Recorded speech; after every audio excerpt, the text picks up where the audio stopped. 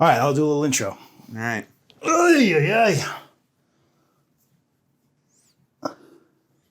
I figure my brand is to look like I'm uncomfortable. Let's maybe not both have glasses. Oh, is that? We let's try to look. We can't both be the glasses guy. We can't both be the fucking fat neck bearded glasses guy with the same haircut. That's fair. Completely indistinguishable. Yeah. We can't both be Newman. Okay, that's fair. Somebody has to try to be someone else. Yeah, that's right. YouTube comments, we beat you to it. Yeah, fuck you. Fuck off. Call me fat all you want. I already know. That's right. Dumbass. You're just learning. You fucking plebs. Read a book. Read a book. Read a fucking book. All right. Talk us in. Dude, you're good at this.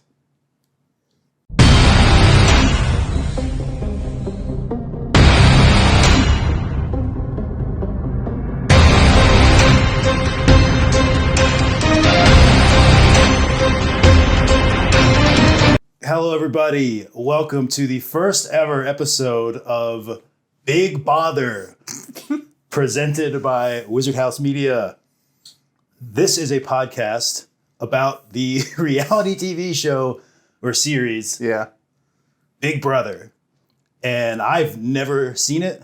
Won't lie, never really been interested in that much. You might never be. The side of reality TV that I float to is like skill competitions, like who's the best cook, who can make the best dish, who can forge the best sword in 3 days. You could be talking about any reality TV show right now, though, specifically. Forged in fire. If only there was one that combined all of those. Like you have to smelt your own knife and then use it to cook a meal. Slice the veggies with the knife, and then the first one to travel to Australia to find based on the riddle that you get after the lo mein. You get the lo mein, you impress the guy. The third thing is Amazing Race. Yes, okay. Yeah, for sure. Gotcha. So yeah, that's my experience. Now, I'm going to tell you what I think Big Brother is all about. I'm super excited and for then this. I've never been more excited You can tell me exactly how fucking wrong I am. So as I understand it, Big Brother was...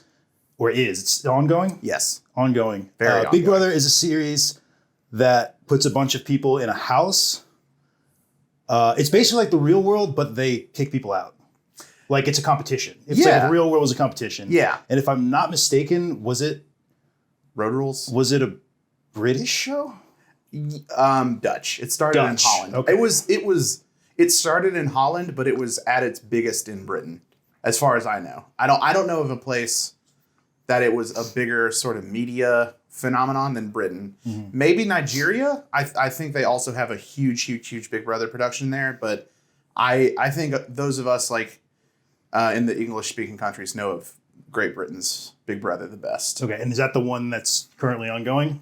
No. Britain canceled Big Brother in 2019, which is crazy because they had like celebrity spin-off series. They had an entire channel that just played like the live feeds 24/7. It was like huge over there. I don't understand why it got canceled. Maybe, I mean, I don't keep up with it over there. All right. So other than being a show about people in a house and then they do challenges to see who gets to stay, be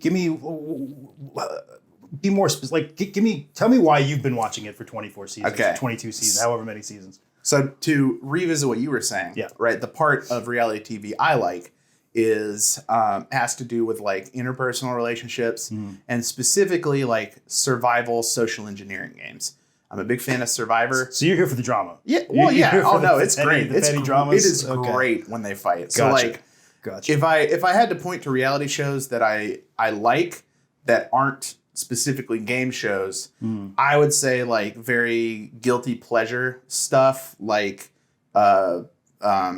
Jersey Shore and stuff like that. Okay. That, anything where I can see people like get into fights or do things that seem very like unhinged when you try to put yourself in their shoes. Oh yeah. That stuff's really funny to me. So you like to people watch from the safest distance imaginable, which is your own living room. I think if I went to the Jersey Shore where John Jersey Shore and all the shorelets hung out, I would get my ass kicked. Because the show was named after a man named John Jersey Shore. Yeah. Just the Big Brother's named after Timothy Big Brother. yeah, that's the one.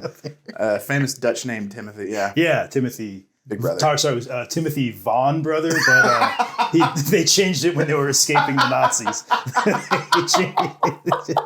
They changed it at Ellis Island. That's true. Yeah. Right. You already know most of this. Yeah, what am I doing here? No.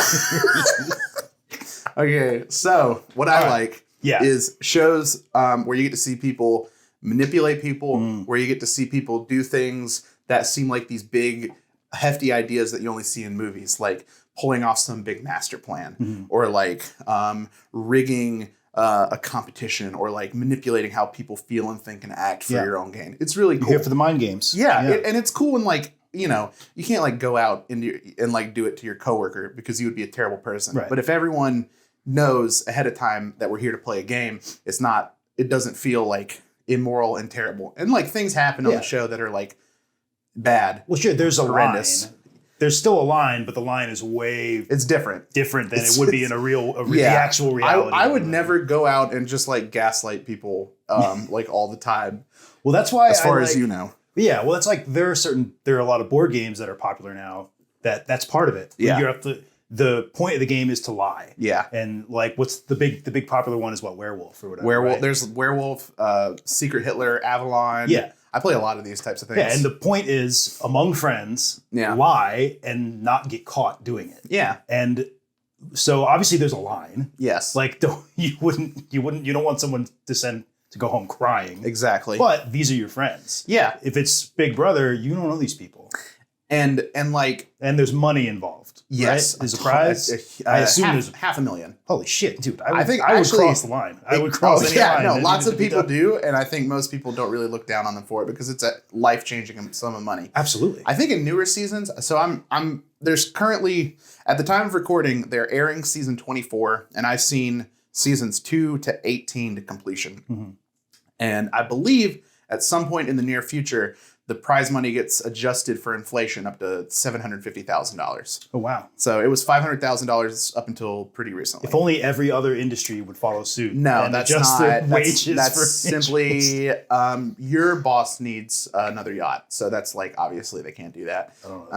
Big Brother, by the benevolent corporation that loves you, CVS, they don't need that. Speaking of which, they're the good one. Before we dive into the Big Brother too deep, have you seen any of that crying CEO fucking video? God, the weirdo who posted on LinkedIn? Yeah, on LinkedIn of all places. LinkedIn, the place that's supposed to be professionals only. Yeah. But apparently he made this big sob story video crying about how he just had to lay off a bunch of people from his company. Yeah. But then I guess the internet found out that like a week earlier he bought like $1 million or something mansion. And it's like, wow, if you were really sad about having to make these layoffs, maybe you could have took a pay cut. People have been digging up things. Yeah. I don't know all this. And that's the thing is, if a CEO laid off a bunch of people and then bought a mansion, it would not be news. But why would you post a video of yourself crying crocodile fucking tears? Executives are people too. First off, they're not. That's a false premise. You could have just been a fucking faceless, nameless piece of shit, and nobody would look twice at you. And you'd be rich. Yeah. And you'd be rich. You wouldn't have to worry about it. Exactly, yeah. But why would you out yourself like that? Since he's like desiring notoriety, people obviously look up stuff on him, and people have found stories. This is alleged. I don't know if this is true. People have found stories of him like having his then girlfriend fire people while he watched. So it could be a sexual thing. Oh, wow. That could be a kink. Oh, yeah. Yeah, you think he meant to post it on Kinkton. He's a typo. Anybody, easy mistake. It's L and K right next to each other. Anybody could have made that mistake. Yeah, that's true. That's kink. So dumb. By the way, trademark. Yeah, this is my letter of intent to create a website called Kinkton. These are the white papers for Kinkton. That's gonna go off. Rich people, weird sex. Yeah. Holy cow. I mean, there's already other sites. We're just going to be the one that you can get to based on a typo. They're gonna call you. They're gonna call you the legal Epstein. Yeah. We want to be the fetish website that you find by accident. Yeah, that's what we want. that's it. Yeah. That's good. It's only for new people. Famously, all the best porn sites are found via typos. All the most above board ones. Oh yeah, YouTube, YouPorn, RedTube, Boogle. I guess Pornhub. That was my defense has always been like, no, I was looking for Cornhub.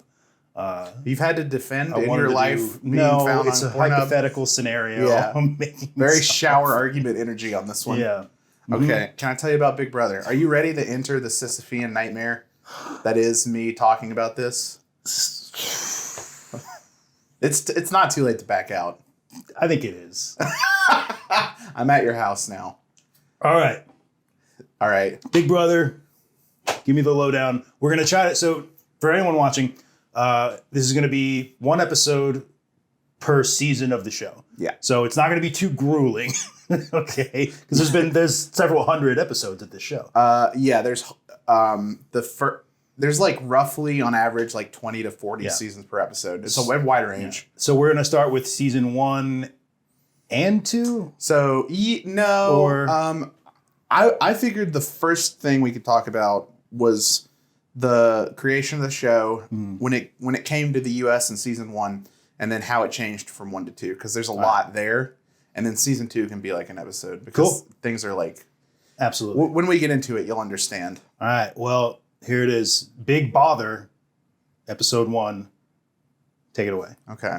Oh, well, I'm Mike. This is Mason. I'm Mason. Yeah, our fucking shit will be in the description. Cool. Yeah. Put yourself in the brain space of the year 2000. Okay. All right. The .com bubble is going crazy. Yankees, Mets, Subway Series. Sorry, wrong audience. Maybe. No. I don't watch sports. Listen, there you can get on a the plane. Twin Towers shine Yes, bright you on can the get Manhattan on a plane skyline. in less than an hour. Yeah. Holy cow, the world's great. Okay, in Holland, We're all hype for the first Spider-Man movie to come out. Rami Malek movie. Oh my god, we're getting off. What? It's Sam Raimi. Sam Raimi. Rami Malek played Freddie Mercury. Rami Malek is Different fucking guy. Mr. Robot. I only know 2 people with the name Rami, so I have an excuse. I don't think we pronounced either of those guys' names right. I said by the it way. all 3 ways you can say Sam it. Raimi And is the Spider-Man guy. Yeah. And the Evil Dead guy and the Doctor Strange guy. You're going to cut this part, right? Sure. That was not convincing, how you said sure just now. Okay. Anyway. The year is 2000. Yeah. And it's Holland, okay? There's a TV producer. His name is John de Mol. I don't know if I'm pronouncing that one right either. I don't speak Dutch. Well, it was Jean Von Mol. They changed it while he was... Yeah. Yeah. Let's keep making... I'm going to see how many times I can make that joke today. That'll be good. That won't... Right. He has a TV studio named In de Mol. Named after himself, I suppose, but it's all one word. He's famous, very famous nowadays for his 2 huge internationally syndicated TV productions, Big Brother and The Voice. So this is what this guy is known for. But this is before all that, right? This is The Voice? Yeah, he made The was Voice. Very big. Yes, internationally syndicated, just like Big Brother. This dude has pops off when it comes to reality TV. All right. So the internet is burgeoning. There's a lot of reality TV is 22 years newer or whatever, right? Probably wouldn't be considered a brand new concept in television, but certainly more novel than it is nowadays. What in the year 2000 we had like Survivor was the mainstream one. So that's been around since the late 90s, right? No. No. Survivor started in 2001. Oh wow! So this is pre-Survivor. Yeah. Holy shit! Yeah. And that'll come up later though. Put a pin in that. Absolutely. We'll talk. We'll get back to Survivor. All right, gotcha. That starts. I'm going to say Survivor was the second worst thing to happen to America in 2001. First off, I love Survivor, so you should. Jesus, you can't think of another. I'm going to make. Apparently, this is just going to be all 9/11 jokes. Okay. So it'll. This will be great once we start talking about season 2. Oh yeah. Yeah. Gotcha. Happened during 9/11 happened. During Season 2. Yeah. Tune in next week. Yeah, you get to hear that one. Yeah. So, John DeMol comes up with this great idea for a reality TV show. We put 10 people. He specifically wanted people with sort of disparate sort of identities, ages, ideologies, walks of life, and we put them in a house. We monitor it 24/7 in such a way that viewers of the show can watch at all hours of the day. Internet was kind of new. I'm not particularly sure if it was always internet live feeds, because that seems like a technology that seems relatively new compared to the show. It could have started out with TV channels or whatever. There's broadcast live feeds as well. Like that, yeah, you know, for sure. You've seen like news trucks with the satellite on them and everything. Like they can go live from those. Yeah. That's so like, the technology existed to live broadcasts. And then every week, the house guests inside the house would secretly, without talking to anyone, nominate 2 people to be evicted from the house. Okay. And at the end of the week, the people with the most votes would be put up to popular vote. And if it was a tie, however many people tied for the most votes. So there could be theoretically the whole house. So were there like challenges and competitions that they did and then you nominate, or was it just like who liked who the most? When it came to America, there were. I don't know about the series in Holland. Okay. I've never looked into the European format, I guess is what I would call it. And so they would nominate these 2 people. There would be a popular vote by call-in or by internet poll, and then one of the people would be evicted from the house. After there were so many people remaining in the house, 2 or 3, they would hold a final poll, and the person who got the most votes would win. This immediately became like a huge hit. Obviously, it went to Great Britain. All over there's current day 2022, there's like 86 running Big Brother series. Wow. And a number of ones that ran at some point in the past 20 years and have been canceled. Okay. So obviously this is a huge idea all over the world. Right. Great Britain, this absolutely pops off. And it comes to the U.S. CBS wins a bidding war with ABC to win the rights to produce the show in the U.S. And they basically just use the format as it was made, the same way everyone else had been doing it. And they bring 10 people into the game from all over America, including like a then active Black Panther. There's a school teacher. There's business owners. There's models. There's bartenders, exotic dancers. So all different types. As was like supposed to be the point of the show, and that's something that has really kind of persisted. Is they try to bring in people that are all from sort of different areas of the country or different walks of life specifically. They've done a good job, at least with that part, not in all ways, but I'll get to that. It's reality TV. Surely they've done something wrong. Oh, yes. I'll get into that. So there's all these contestants. 10 went into the house, which is the smallest season of Big Brother in the U.S. that's ever aired. 10 people went in, and it was over in, I believe, 90 days. And also, one of the reasons I haven't seen season 1, apart from the fact that it's not the Big Brother that I know and like, was that in 90 days, they made like 77 episodes. It is an insanely long TV series. 9 days? 90 days, like 70-something episodes. Good Lord. And it's like they'll do 1 eviction a week, and then 5 days out of the remaining 6, they do a 30-minute recap of everything that happened that day, and they just aired it on CBS. Wow. And, there's no reason it flopped. This sounds boring and dumb. Well, I mean, that's like, again, this is pre-YouTube. Yes. By 7 years, 8 years. YouTube came out in like 07 or 08. I think 08. 08, yeah. So like the idea of just churning content, pretty new at the time. Yeah, and it had to be an attractive offer for CBS, like a nonstop house of people that will produce content. Yeah. But you're probably not thinking that like most people, when you cut them out from all outside media, are probably going to do pretty boring stuff most of the time. Right. Yeah. Like they're not gonna have anything to talk about other than what they are doing in the house. It's true. They don't It's have true. any. They don't have. There's no news of the world for them to digest and then give a take on or anything like that. Exactly. So, honestly, in the age of everyone and their grandmother having a hot take on literally every dog shit headline that gets put out, that almost sounds kind of nice. It might be. I mean, like, I've seen clips from season 1 and it comes off as pretty charming and funny, but I've seen probably a total of all the clips I've seen, like 2 minutes.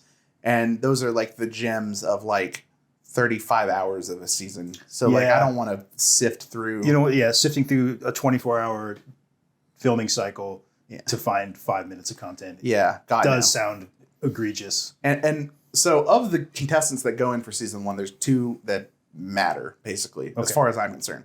One is the winner, Eddie McGee. He is a model and later an actor, I believe. Yeah. He's an amputee. He does not have his left leg. He went in on crutches. And then the other person that I really care about is a guy named George. His nickname is Chicken. People call him Chicken George. He's a farmer.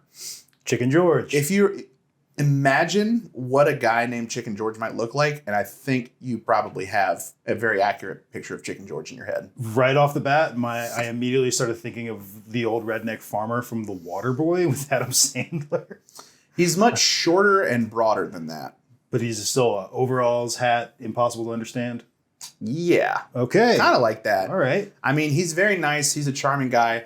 The reason he matters is because he would go on to play on All Stars. Okay. So he comes back. Yeah, he's the only one that comes back. Eddie McGee, like, I don't even really know much about him. But Chicken George plays on season 7. So, like, that's why he matters. The rest of them, I couldn't even really name them all. I don't really care. Fair enough. Sip. So Chicken George and Eddie McGee. Yep. Remember those names. Yep. You don't even have to really remember Eddie. That's right. Yeah, we'll fill you in. That's the point. Eddie's only important because he won. Sure. So they bring all these people in, and one by one they vote them out.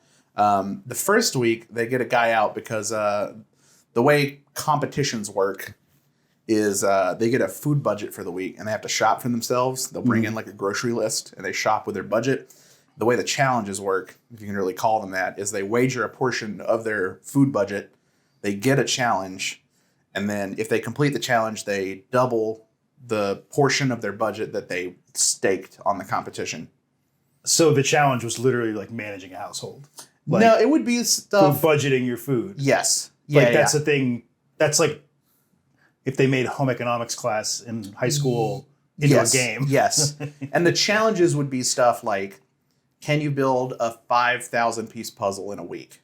Okay. Can you ride an exercise bike a total of 1,000 miles in 5 days? Can you, what were other ones? They had one where they had to guess whether celebrities were alive or dead, which seems very uncouth to me. I don't know that I would partake in that. That's certainly not a game that I would want to be recorded playing. No, absolutely not. Real quick, do you know off the top of your head if Shirley Temple is alive or dead? I would just naturally assume dead because I don't really know. I can't really remember when she was like famous, if it was the 40s or if it was way earlier. So you see how hard this is? Yeah. Like, well, I don't know enough about Shirley Temple. Exactly. Like, you may not know like who some of the people are. In fact, I found out this literally like a month ago. I've been working in restaurants for my whole life. I found out a month ago that like half the world makes a Shirley Temple drink a different way. How? So I've always made it with it's Sprite, and then you add grenadine or cherry syrup, whatever you have, and a cherry. But I've found out on the internet, on a Reddit thread for bartenders, somebody asked, how do you guys make your Shirley Temple? Because I've been making it this way forever, and somebody just told me I was doing it wrong. And then I expected everyone to jump on this guy and be like, no, you're bad, you're stupid, you don't know things. But it was an even split. Ginger ale and cherry syrup or grenadine, whatever you have. That sounds really good. And that sounds more that sounds so good. Likely because like I feel like ginger ale has been around a lot longer than Sprite. That Sprite has. But then again, I have no idea. Sometimes I forget that even companies like Coke and Sprite or whatever, they've been around for a century too. Yeah, so like it's hard to say. I've only ever existed in a post-Sprite world, so I could never speak to ginger ale's proliferation. Yeah. But so that's how little I knew about Shirley Temple. I didn't even know necessarily both ways of how to make her fucking drink. Yeah. So interesting. Yeah. But yeah, no. So I have no idea if she's alive or dead. Do you? Was there an answer to that, or was that rhetorical? I don't remember. She's. Yeah. See, I don't know. If I were asked to wager money on this, I would bet that she was no longer alive. Probably. Yeah. I don't know though. But like, you see how hard this can be. You have no way to look it up. You're stuck with. Imagine if there were 9 more of me all saying different answers and we're all very confident about it. And if we get the question wrong, half of your food budget for the week just disappears. We should have a Wizard House Big Brother. That would be. We play all the games from season 1. I'm going to tell you, my fiance would smoke us all. Really? Yes, I promise you. Well, you guys have been watching together, right? Yes. Yeah. Yes. She would smoke us. Anyway, so like the first week, right? They do this challenge where you guess dead or alive celebrities. One guy is getting into a lot of fights with another woman in the house, so he intentionally screws up his part of the competition to make her mad. And they're on a team? No, it's like each contestant did like a portion of the quiz. Yeah. He intentionally threw his part, so they failed it and lost their food budget because he didn't like her. He wanted to make her mad. Wow. They all got mad at him. Everyone like almost unanimously nominated him, and he went up next to another guy who got like way fewer votes and got like 80% of the vote to get evicted first week. Like everyone hated him. This continues on and on and on, and eventually the only guy left is Eddie McGee and the 2 runner-ups. Eddie McGee gets like 40-something%. Mm-hmm. And like at the conclusion, and it's the fans voting. Yes. Yeah. Yeah. At the conclusion of this, everyone kind of agreed that the casting was kind of lame. Yeah. Everyone was too aware of the cameras and was being like a little too measured and like nice. And like, it's just not interesting to watch. Mm-hmm. It's not interesting to watch, and it's not interesting to sort of think about because like, despite the fact that it's technically a game show because there is a winner and there are losers. And there's a prize. Yeah. It's really a popularity contest is all it is. Sure. Because no matter what, everything gets put up to audience vote. Right. So if the audience likes a certain contestant enough, there's nothing you can possibly do to stop them from winning. Yeah, even if he's a huge piece of shit. Yes. Yeah. Because the audience will never vote him out. Right. So like, imagine if you had gotten, imagine if you today got called to be in a game show, and if you win, you get $500,000. You'd be incredibly excited. Right. You would be thinking about what you could do, right? Mm-hmm. And then you learn it's a popularity contest, and you go in there, right, day 1, and you meet 2 other contestants, and the first guy says, I'm a 2-time Iraq war veteran who runs a charity for like injured veterans. And you speak to a woman, and she's like, I've set up 5 volunteer food pantries that feed the homeless. You're like, I'm never going to win this money. So you know what my strategy is going to be in this scenario? What's that? It might be the same one that guy took that blew up in his face. So you said first person I meet, war veteran, this and that, charities and everything. I think my first thing I'm going to do is go in, test the waters with like a fucking really controversial joke, and just literally just put it all on fucking on black and just see if it fucking hits. Yeah. And then even if the people in the house don't like it, I'm crossing my fingers that there's enough fucking assholes out there that are going to be like, no, I like the cut of his jib. You know? This guy's sick. We need to keep him in. Well, because if my strategy is just like, oh, I'm going to try to be the nicest guy, like I'm not going to beat friggin' Mother Teresa exactly over here. Like, that's the thing. I gotta right? have an edge. Yeah. That's the thing. There's no way. I gotta be. My only thing is, I gotta hope people think I'm funny. Because I don't have a sadder story than these people, and I don't have a better happy story than these people either. Exactly. So despite the maybe fact, that's what that guy. Maybe he just thought he was being entertaining by tanking the thing, and he thought the fans would appreciate it. From what I understand, he like fought a lot, so I think he was just like not. Maybe happy. He was just an asshole. Maybe. Yeah. But like he. But like, you know, you go in there, there's not a lot of the game, a lot of like what's important to the game is out of your control. Mm-hmm. Not something you can influence in any real way, which is how the audience, which you cannot contact at all, besides like this one way sort of speaking into a camera, thinks about you. You have no idea if they like what you're doing. Exactly. Yeah. They can communicate among themselves whether they like you or not. Yeah. Right. So people aren't much interested. I'm certainly not much interested in this kind of thing. Yeah. So season 1, great idea, poor execution. I think so. I think it was just not an idea that was going to hit with American audiences ever. I don't really know what is not in 2000 anyway. Yeah, no. Yeah. I don't know what was so different about audiences here that couldn't catch on in other sort of like nations that are similar to us as far as culture. I don't really know. I'm not qualified to speak on that. But here it just didn't take off. Huh. But very importantly, what was its time slot? That's a big part of it. I'm not sure. I think Eviction Night's got like prime time and stuff. Okay. Because a lot of times that's all the difference is like they say like especially with like network shows. Obviously this was even more of a thing before streaming because there was TV and that was it. There was no really alternative at the time. Yeah. So like if you were on like Thursday or like Sunday nights at like 8 are perfect because it's like right after dinner, people were home. It's everyone has work the next day, so no one's going out late. But like if they move you to like Tuesdays at 9, you're basically fucked. Yeah, you're ruined. Like, you're ruined. Yeah.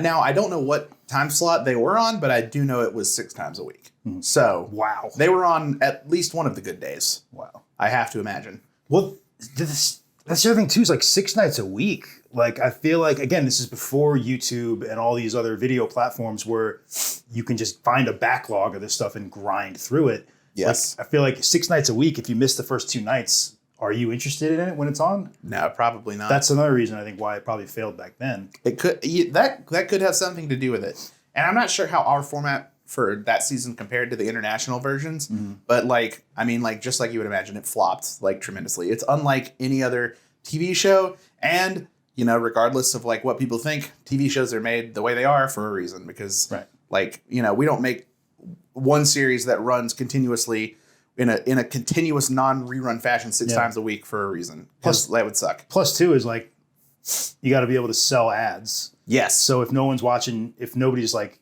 watching your show, either no one's going to buy those ad slots, or they're not going to want to pay very much money for them. See, this is the thing I think of with ads. If you have to make a 30-minute TV show in one day, editing down clips of the past 24 hours, that is an incredibly fast turnaround time. Yeah. Which means your quality is going to be lowered, and probably it's not going to be sanitized to the point where brands are going to find it like friendly to advertise on, you know? Right. Right. Do you want to be associated with like quote unquote trash TV? Yeah, it was famously a very controversial show. Yeah. Like some of the contestants thought about staging walkouts. Like they fought a lot. I guess the reason why reality TV hadn't taken off in America because like that's the next 10 years would be so important for reality TV and so bad for America. Yeah, oh yeah, for sure, for sure. I'm saying I know you're a fan of the show. Yeah, everything went downhill. Yeah, there's a lot of so I have trouble watching shows like that. Yeah, because I just like everyone has their guilty pleasure TV shows. I'm just as guilty of that. I've watched a lot of bad shows to completion because I just didn't want to get off the couch. Sure. Or I really needed to see where it was going. I finished Sons of Anarchy. I finished it.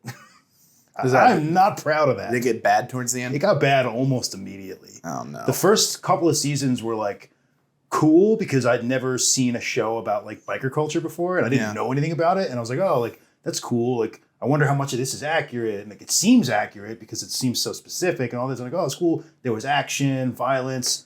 I was younger. I was like, oh, it's edgy.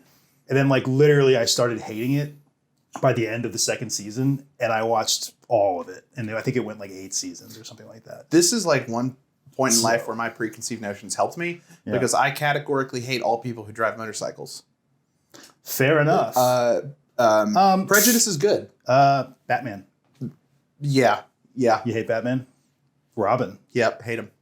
I hate Batman because he's a billionaire. Ghost Rider. Yeah. I love Ghost Rider because he's Nicolas Cage. Captain America. Yeah, especially him. That's the worst. Okay, so. Hulk Hogan in the movie Mr. Nanny. Yeah, I hate Hulk Hogan. I hate Hulk Hogan. That's true. All James Bonds. I hate James Bonds. Okay. Okay, so. Travis Pastrami. Yes, I said his name wrong on purpose. Yeah, you were thinking I was going to say Travis Pastrana. Travis Pastrami is just a guy who lives over right next to me, rides his dirt bike in his backyard. If there were a Travis Pastrami, I wouldn't hate him because he drove a motorcycle. I would hate him because he's Italian. Oh, heard that. I also hate all Italians. I'm Italian. My last name's Rinaldi. I thought it was like French or something. And you would like me more?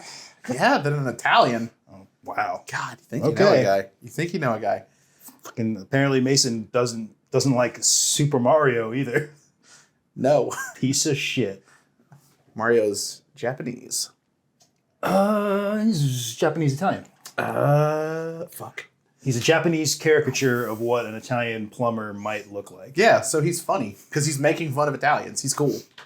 I'm going to cut this to make it look like you think that racist caricatures are good. I won't have to do much cutting. It's just like, I'm like jumping around like, I think, prejudice, characters are cool. All right. Anyway, there's nothing wrong with trash TV. There's nothing wrong with guilty pleasures. That side of reality TV is just not mine. Like I said, I'll sit down and watch fucking 8 seasons of Forged in Fire. Yeah. Because I'm like, oh, wow, look at them. Look at them doing a skill that I don't know how to do, nor will I ever try to learn how to do it. Yeah. But it looks cool. Yes. Yeah. And then I'll watch a guy. I think my favorite cooking show is one called Cutthroat Kitchen, where they give you 10 grand. Yeah. And they auction off ways to fuck over your other contestants. I've seen this, but so you win like the leftover money or something. Yeah, you keep what you have left over, so you don't want to spend too much, otherwise you're going to walk out with nothing. That's true. But sometimes they'll be like, all right, well, you can swap out all of your competition's ingredients with like terrible shit, like oh, you guys, we want you to make a mashed potato dish.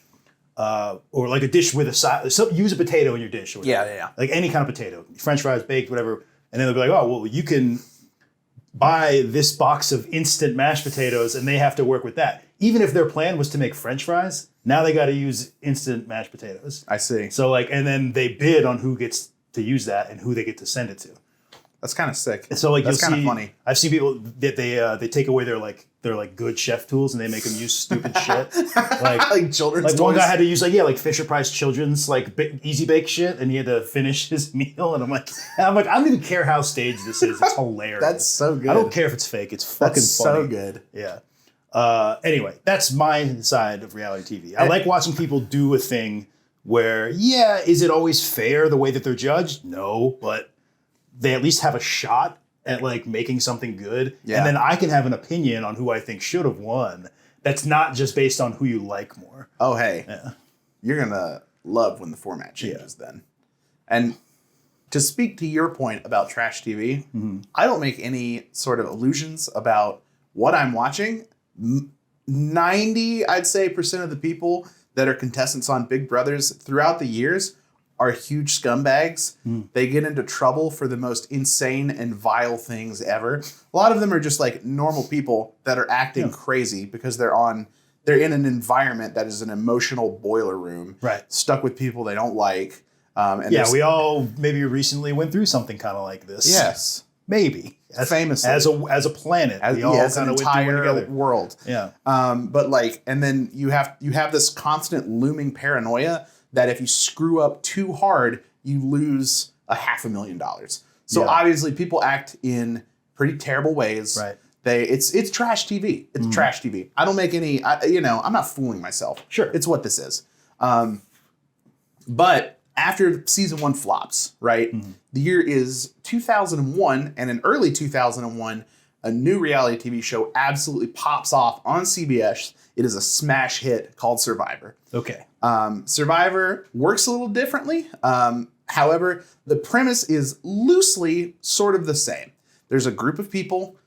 They're competing for a large sum of money. And at the end of some time period, one of them gets taken off by popular vote of the contestants. And at the end, all the contestants who got voted off reunite and they vote together with no input by the viewer or anyone else as to who won the game. And this is a huge hit. So when it comes time to renew Big Brother, CBS has the bright idea to, instead of, trying to renew this format that clearly people don't like, it was critically panned, people hated it, they'll change the format to be more like Survivor, which everyone loved, and try and keep some of the core elements. The outline is the same. They're going to color in a little differently. Mm-hmm. And it took off. It's a huge success. That is sort of the Big Brother game that I know and love. So season 2 is when it kicks. Yes. It's when it starts to slap. If you ask anyone who loves Big Brother where to start, they'll say season 2. They say don't even watch season 1. No. Just know who Chicken George is. Yes. Okay. That's always what I've been advised. Heard that.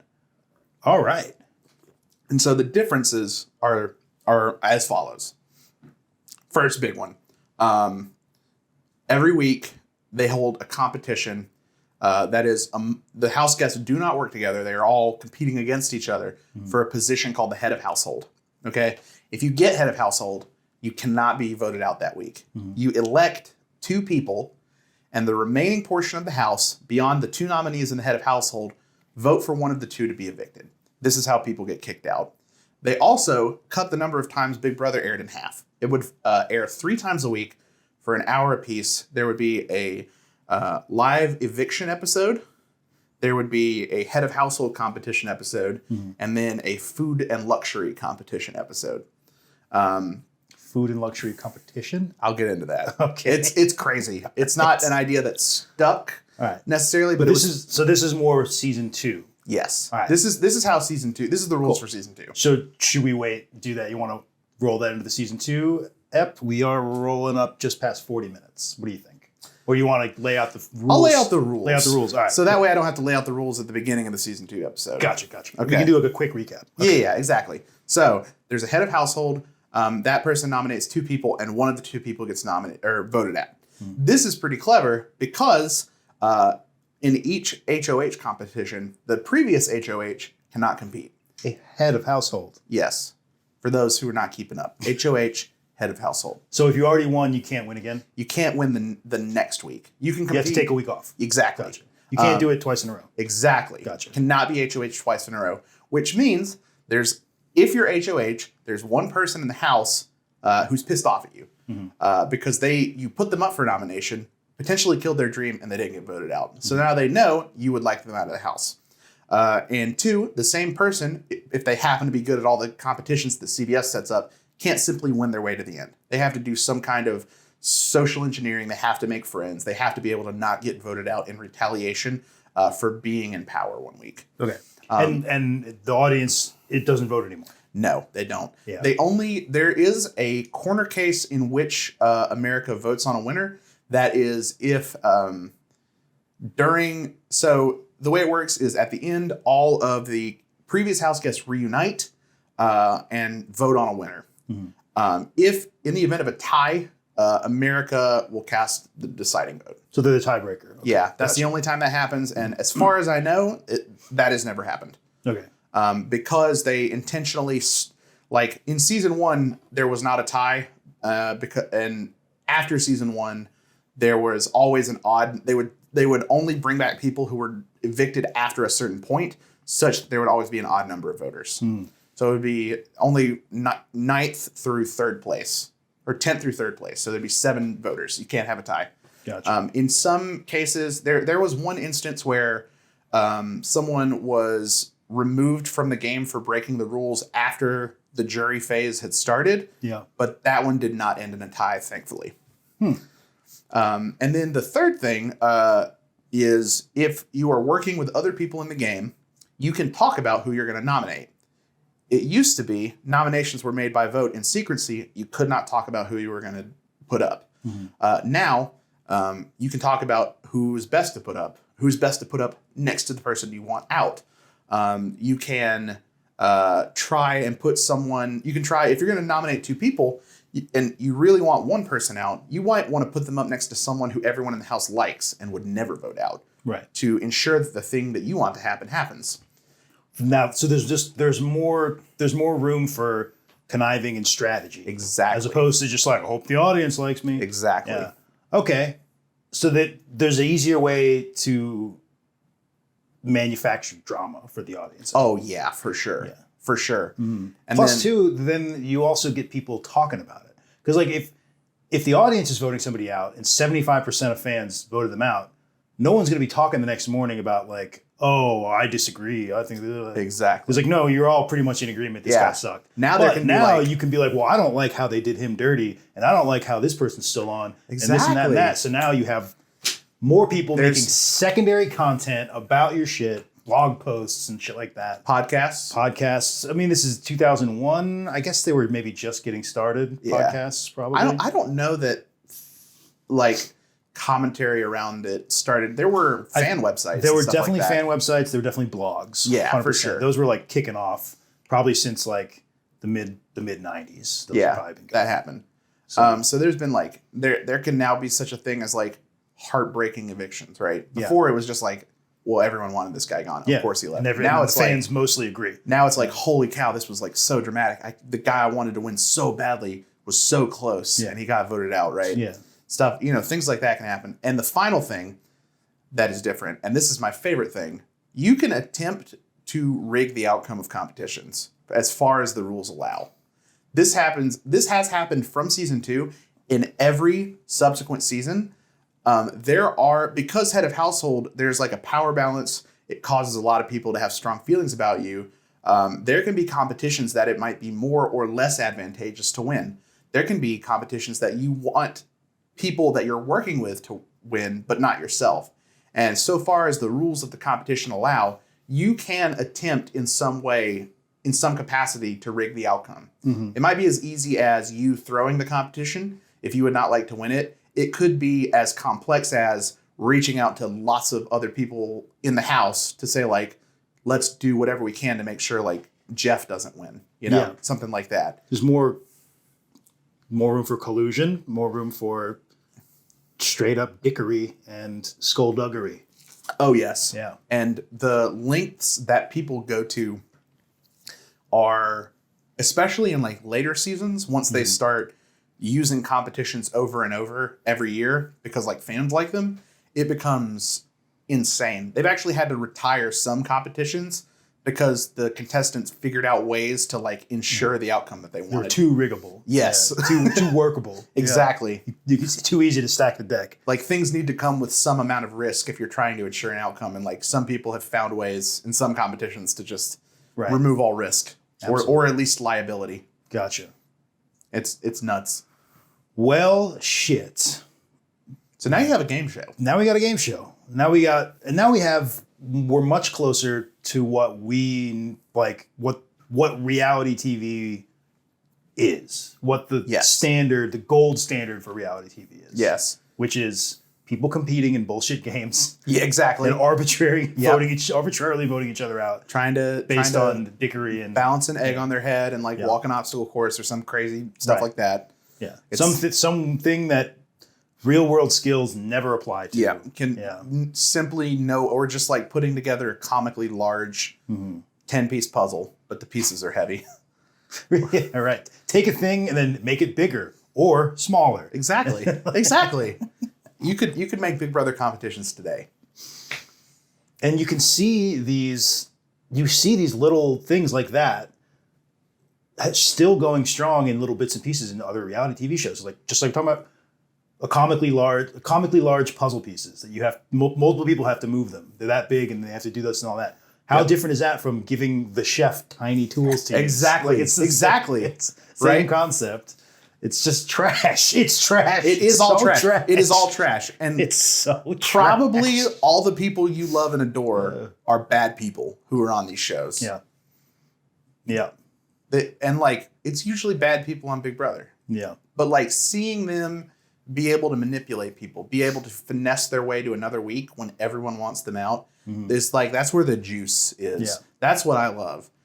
Seeing someone, on a complete outside shot when no one predicted it, be able to get the exact outcome on a competition that they wanted. It feels like such an incredible payoff to know that everyone in the house thinks one thing about a person and know that it's all because they're just manipulating them. That they've said the right thing to the right person in just a convincing enough way. It's like it's really cool. It feels really cool to watch, and like to see someone play the game well is like an art form. It's the same as like watching, an incredibly skilled sports player or a poker player or something like. It's more akin to poker, I guess, but like probably, yeah. That's the kind of feeling it evokes in me. Absolutely. That's why I love it. I love that when it comes to board games and things like that. I love that, especially when you can do it amongst friends and everyone's agreed that we're doing not dick shit is kind of fun. Yes. But yeah, I don't think I'm ever going to watch it though. That's fair. That's fair. It's not for everyone. One of these days. So yeah, if you're thinking about watching Big Brother, start at season 2. Two. They have all US seasons, all Canadian seasons, and some Australian seasons on Paramount Plus. That's where I watch. Gotcha. Paramount Plus. They have not sponsored this episode. So, but you know who has? Squarespace. Nobody has. Squarespace. Nobody has sponsored us. That's not true. We're taking. However, I mean, we're open for business, Squarespace. But they have not. If Squarespace doesn't pay us, I'll shit talk Squarespace every episode. That's not true. That is true. We're not. I'm declaring that right now. All right, next episode, we're going to get into season 2 where it gets juicy. You just heard the rules. We'll do a little recap of that next episode. This is Big Bother, where Mason tells me all about his favorite show? Favorite show of all time, Big Brother. Nope. Big Brother. There you go. My favorite show is Big Bother because I'm on it and it's mine and I'm producing it right now. But you screwed that up no less than 4 times. You're just going to leave. You're just going to like fucking leave Breaking Bad just out in the wind. I've never seen Breaking Bad. Fuck off. Show's canceled. God. All right. When we're done with Big Brother, I'm going to explain to you why Breaking Bad's the greatest fucking Barking Bad. Breaking Worse. Bother Bad. Breaking Bother. I know. Benjamin. I mean, I know a little bit about Breaking Bad. There's the Walter Breaking Bad. The like, share, and subscribe if you want to see me fucking berate this buffoon. Tell him what good television is. I'm not interested in good television. I watch Big Brother. You know what? I should have seen that coming. You're right. I don't know what you want from me. I watch Big Brother. All right, guys. This has been episode 1 of Big Bother for Wizard House Media. Tune in, comment on what you might like to see us do in the future. I fucking see you later. If you send one to me, though, I will. You can. Don't make any physical threats or harm. Okay, all right. Okay, I'm sorry. If you have any messages for me, send them to my Twitter handle at McDonald's England. Yes. McDonald's England. Yeah. I've got a blue check mark. McDonald's England. It was McDonald's Von England, but he had to change it at Ellis Island when he was fleeing the Nazis. This has been Big Bother, episode 1. Tune in for the next one and episode 2. Bye. See you later. God, this is so dumb. This is great, though.